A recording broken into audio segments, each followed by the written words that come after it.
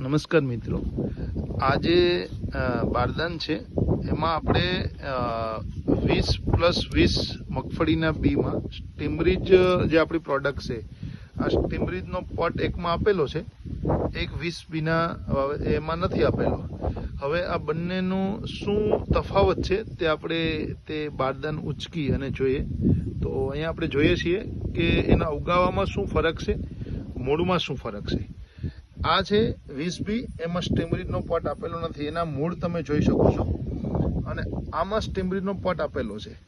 તો આના મૂળનો વિકાસ કેટલો થાય છે? આપણે કહીએ છીએ કે સ્ટીમરીજ છે તે તંતુ મૂળનો જબરદસ્ત વિકાસ કરે છે, એનું આ ઉદાહરણ છે.